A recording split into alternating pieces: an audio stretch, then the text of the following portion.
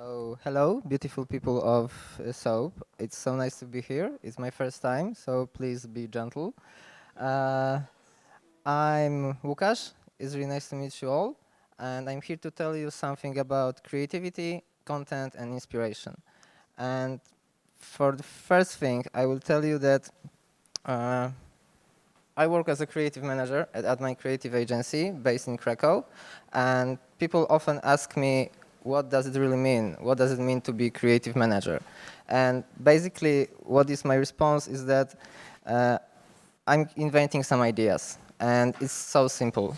And people always seems to be, wow, is it really so simple? And it's not. It's really tough, and it's really difficult, but it's still fun. And when and my story of how I get involved into advertising is really embarrassing because there is people from Poland know this soap opera called Klan. And it's really long, and now it's really cheesy, but back into the 90s, it really reflects how Poland looks and how people in Poland think.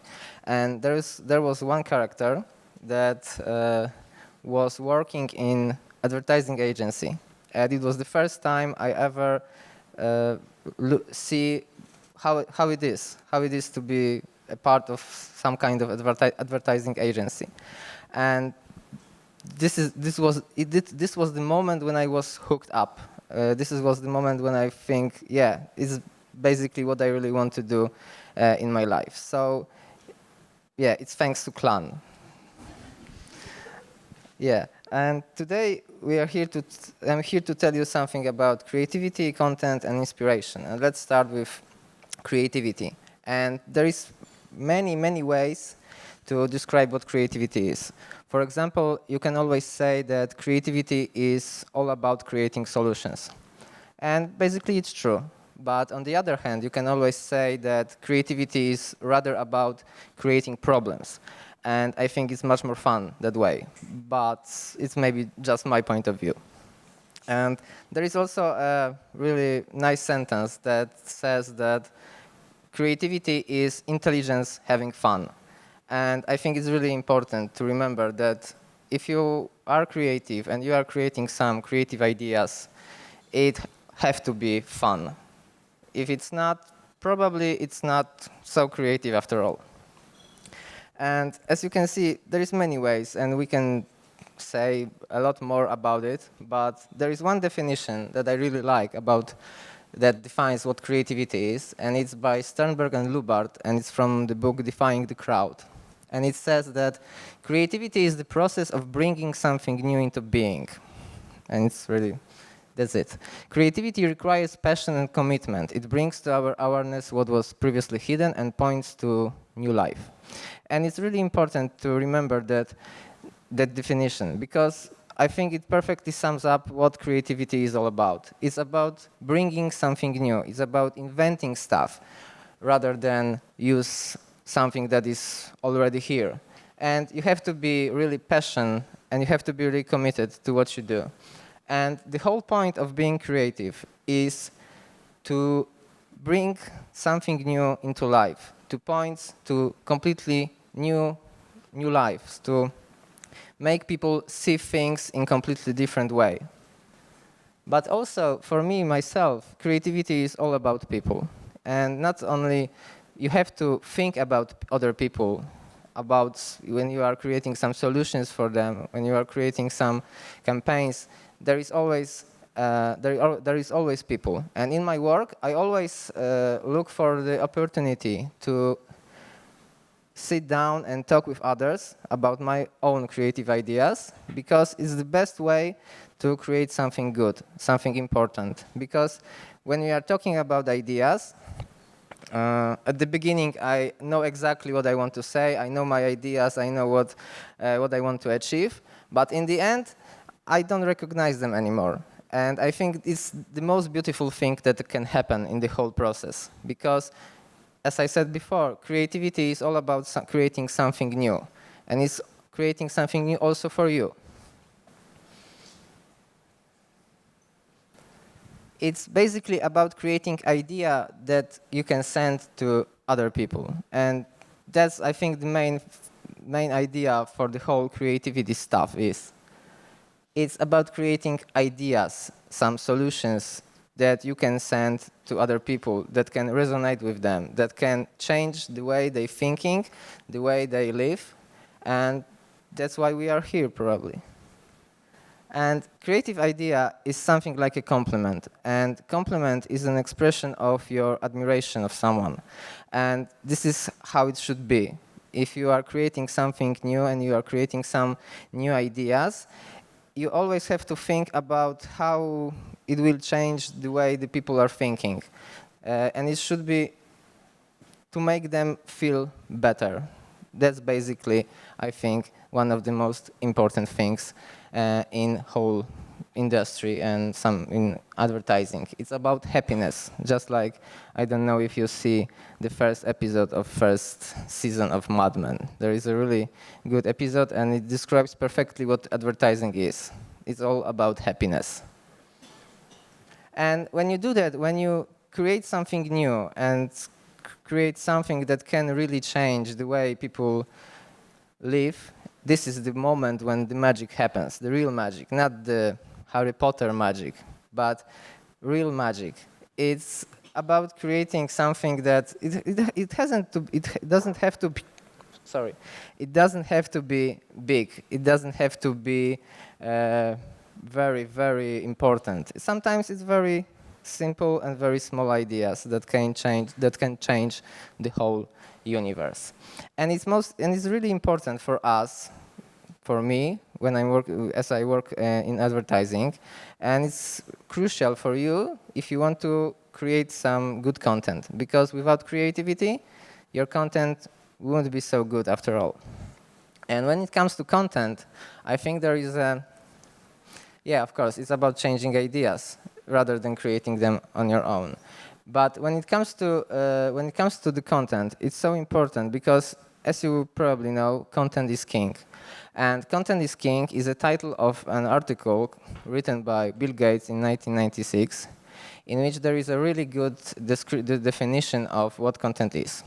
And Bill Gates says that content is where I expect much of the real money will be made on the internet, just as it was in broadcasting.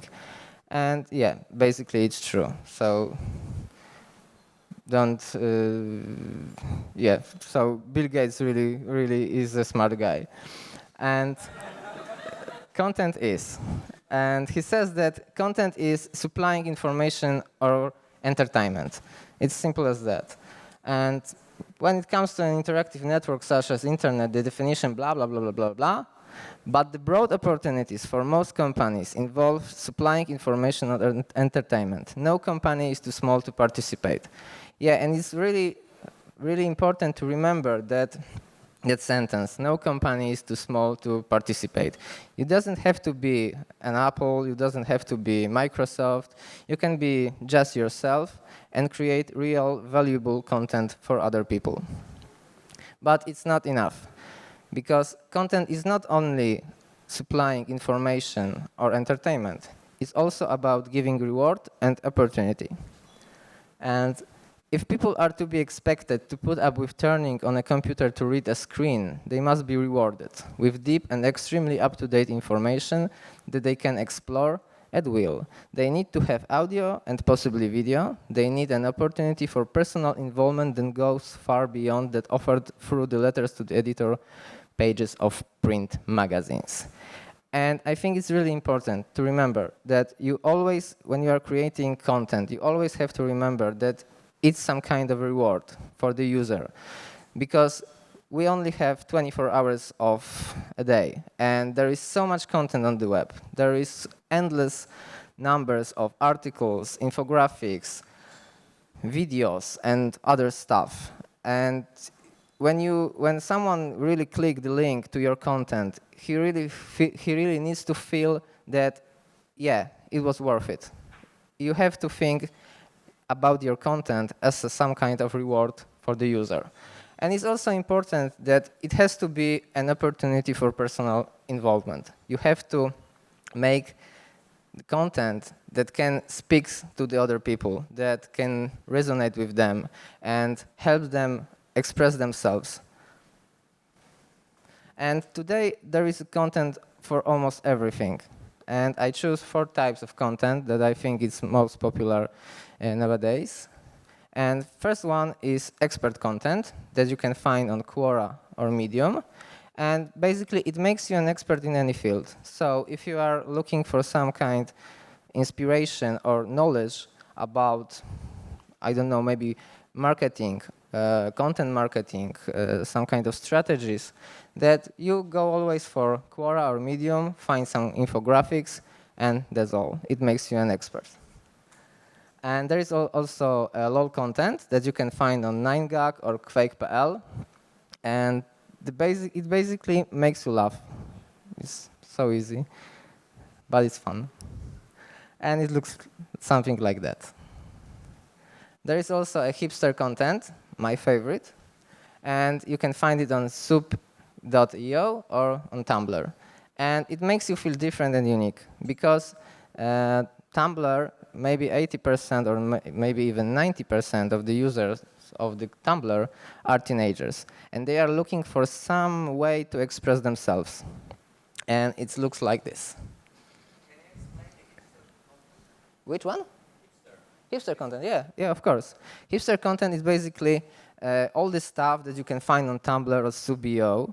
And it's the content like this. It's some kind of really nice graphics.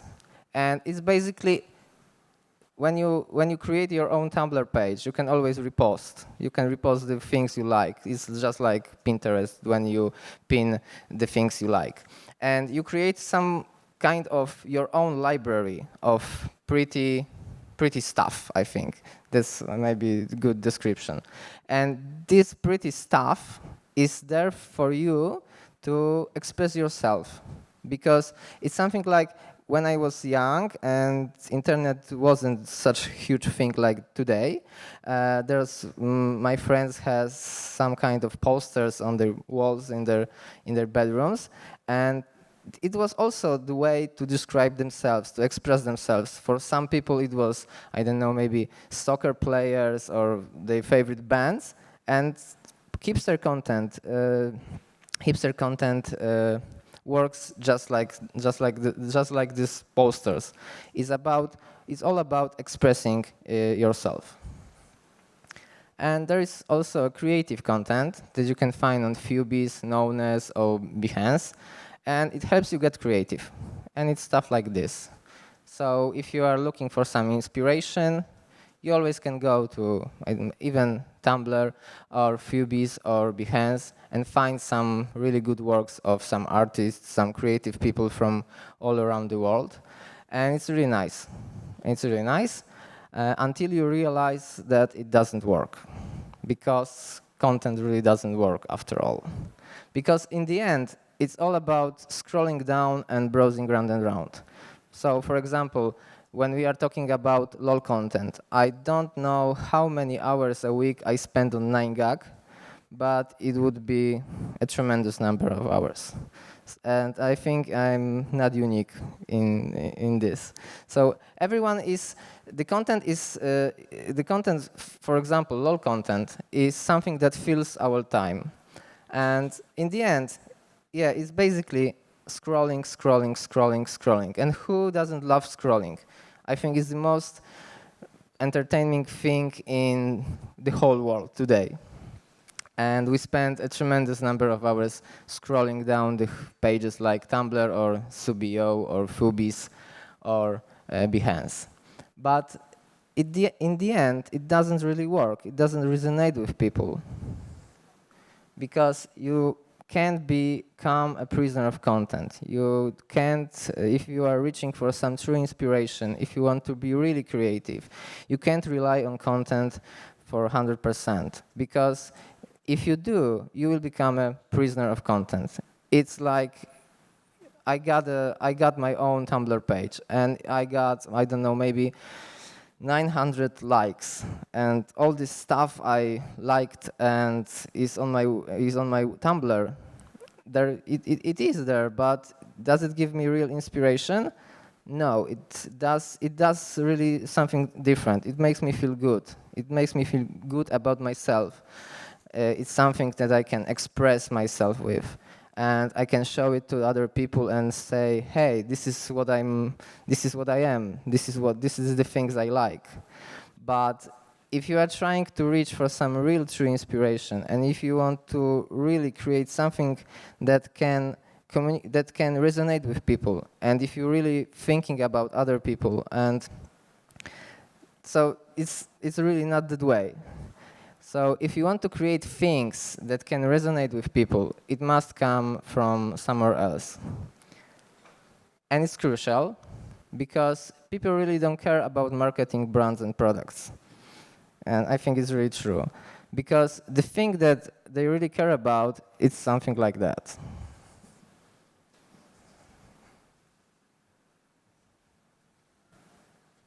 It's ordinary, scary, exhausting, beautiful. It's simply life. This is what people really care about. So you have to give them something they deserve, something which is real, and you have to reach for true inspiration to do that. And in order to do that, you can't rely only on content, you can't rely on things you can see on the internet that some other people do. You have to reach for the real world. And when it comes to inspiration, one of my personal heroes is Chuck M. Jones. He was an American director. He directed over 100 of Looney Tunes cartoons. He was nominated for an Oscar award maybe 8 times, win 3 times, and he was awarded with honorary Oscar. And he made, I think, the best cartoon that was ever made, called One Froggy Night. And it's called the Citizen Kane of cartoons. So it's on the internet, so go check it out. And Chuck M. Jones says that read everything. It doesn't do you much good at drawing unless you have something to draw. And the only place you can get anything to draw is out of that head. And the only way you can exercise the mind is by bringing new ideas to it. So it will be surprised and say, God, I didn't know that. And that's the greatest thing in the world. That, gee, I didn't know that. And there you are, you know. And it's that simple. It's all about studying the real world, learning something new.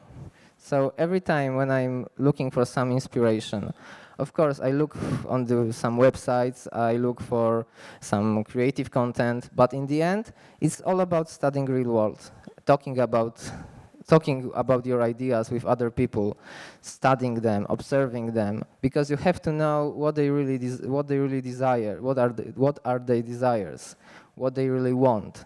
And you have to give them something that will change the way they are thinking, something completely new, something that will help them to see things in completely new perspective. And it's also about when you get this stuff, when you found that what is really important, it's about then you have to put that into the work. And in other words, that's the inspiration.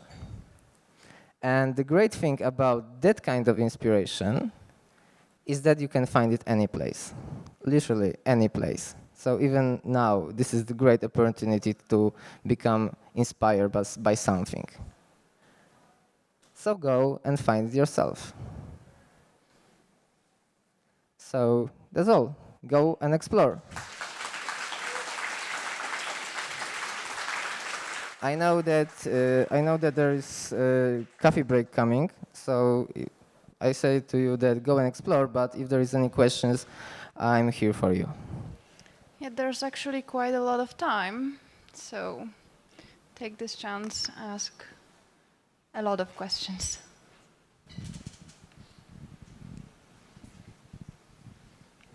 Yeah, because if there is no questions, it's okay.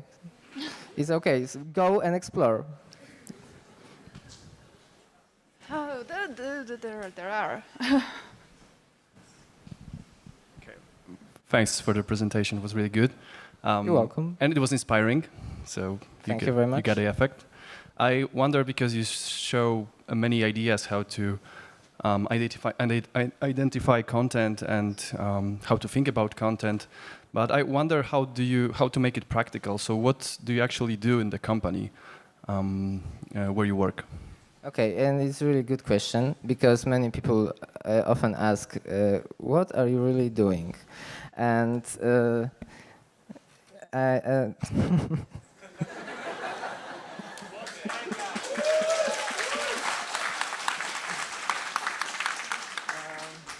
yeah, basically, I go to my office at 9 a.m. and I'm there for 8 hours. No, to be honest, what I really do is just so simple. I'm sitting at my desk and I'm thinking about ideas.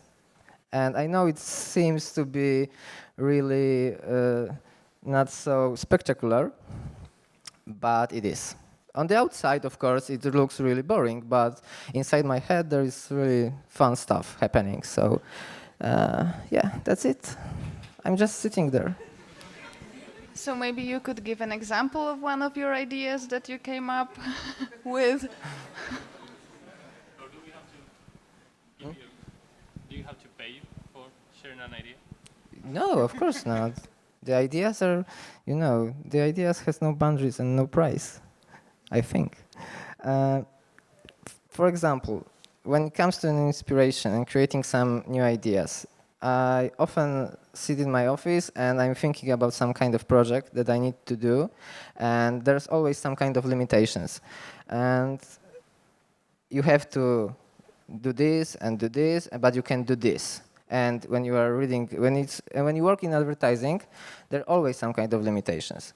And when a client comes to you and says, "Yeah, I would like to see a big billboard with a big logo and some good copy that will make people love my brand." And when it comes to creating creative idea, it's rather, you can do basically anything. You can do basically anything. Of course, there are limitations, but there is so much freedom for you. And sometimes it could be really overwhelming because it's not about what you can do and what your possibilities are. It's all about what you can't do. Because when you have so much freedom, it's really overwhelming. And the whole point of working in advertising as a creative manager is it's all about choose the right ones and choose it wisely. So I don't know if it's the right answer for this question, but that's how it is. Okay, any more questions? I can see one. I go first there.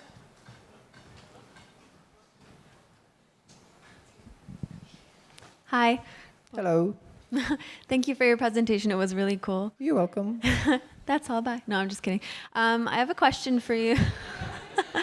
I have a question. I know that you're not going to be the voice of everyone in this case, but I'm wondering because we have seen so much emphasis now on content, and now every company ever has a Facebook, a Twitter, a blog, a website, a this and that and the other, and they're constantly focused on creating as much content as possible.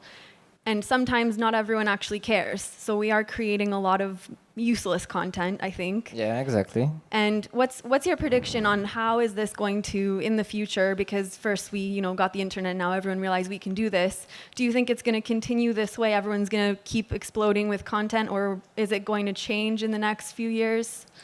Yeah, that's a really good question. I think it will continue that way, there will be a lot of content and the brands will make content and the internet will be full of content.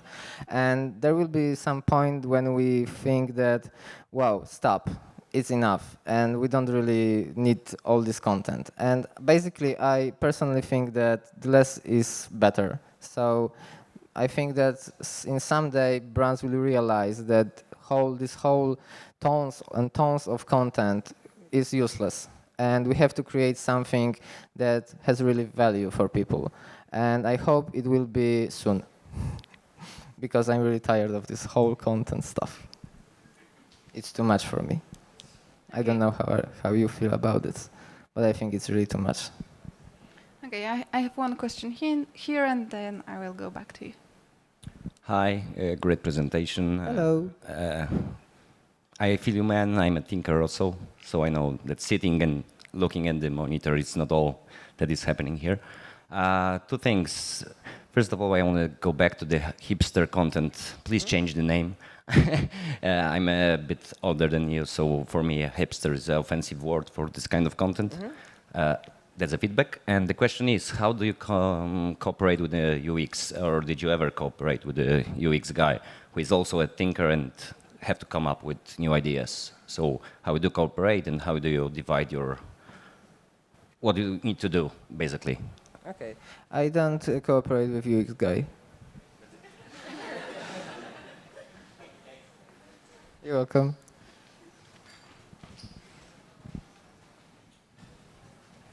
Thanks. Hi.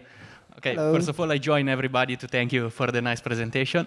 Thanks. And then I just have one curiosity, actually, because I collaborated a lot with many creatives. And when I see them performing at the best is actually when they are not in the office. Like the biggest ideas I've seen is like when the client pays, I don't know, a couple of days in the mountain, so that they break the routine with the business job, and then they come out really with extraordinary ideas because they focus 100% on that. Is that the same experience for you, or would you say that okay, they are kind of spoiled now, but that's not how it works? Yeah, I think that the best idea comes out of the office, because when you are sitting in your office, you are thinking about your goals and what you have to do. And to be honest, it's not the best way for creation, the whole creation process. So the best ideas I ever got was from outside of the office, and it's really hard to, count it. So from the perspective of someone who manages creative managers, they are useless because they spend so much time in the office and they are not productive, they're lazy, and they are still talking about some weird stuff. But in the end, this is the whole point of creation process, because in the end you have to deliver the goods, and it doesn't matter how you do it, I think. What matters is what's the final of the whole process, and that's the ideas. And you can get it any place, not only the office. Thanks. You're welcome. Okay, was there any question upstairs? Any other questions? Oh, yes. When asked if you worked with UX designers, you said no. So I'd like you to tell us how the process of creating a product looks like in your company. So everything probably starts in your head, but what's the way until the product is launched? Like, what other professions take part in it, and what's their role? How do you cooperate with everybody? Okay, so yeah, exactly. It starts exactly as you said. It starts in my head, but before it starts in my head, it starts in my client's head, and it's always hard to cooperate with that, because even if you're creating some new ideas, you always have to think that there is a client, and he is also thinking about something that can help you to create something new. And for me. Yeah, it starts in my head, and I'm thinking about some ideas. I'm creating them.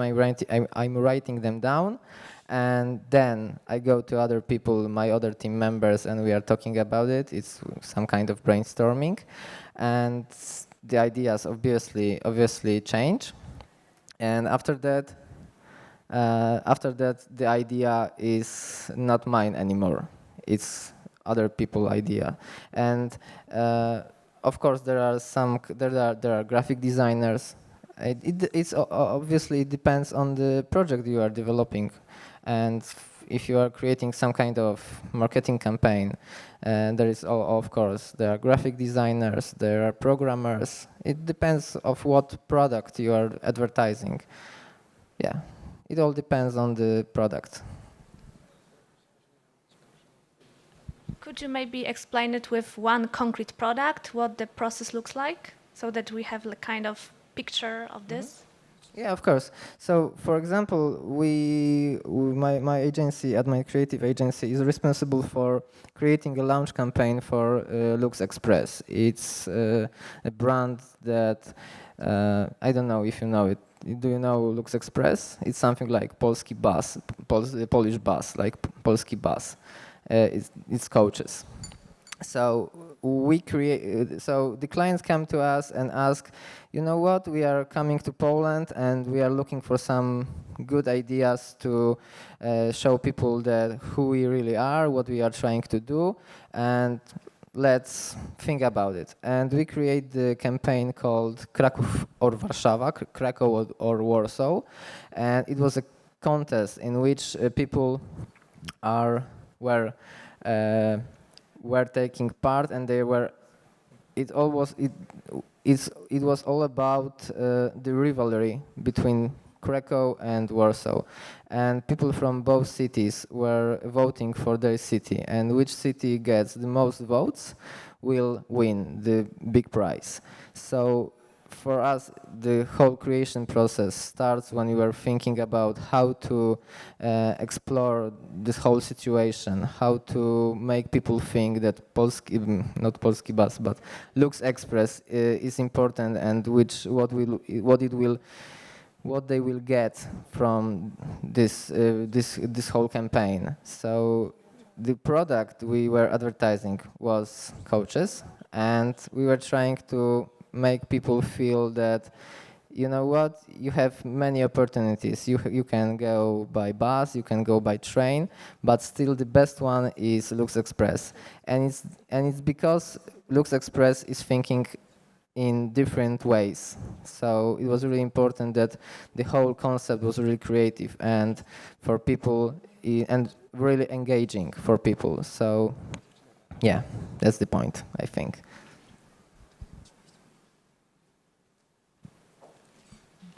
Is it all? Because you have to go and explore. Okay, so are there any more questions? Oh, one more, so sure. Very quickly. God, people, go and explore. I want to ask you another curiosity, because difference between bigger and smaller creative agencies. Yeah. Because like the more I work with the bigger, they prefer like quoting them, like they say, give me the freedom of a tight brief. So they want it very structured brief. While the smaller one, typically, they want much more freedom so that like they can find their magic, using your words, but in their own way. What do you prefer? Do you prefer a tight brief or do you prefer freedom? Tight brief. I prefer tight brief, but it doesn't mean that there is no freedom for me, I think. Because tight brief for me is that client really knows what he wants. And that's one of the most difficult thing in the whole creation process, that you have to find out what client really needs. Not only the customers, but also a client. So if brief is really tight, you know what you are coping with. So for me, really, tight brief is the best. Thanks.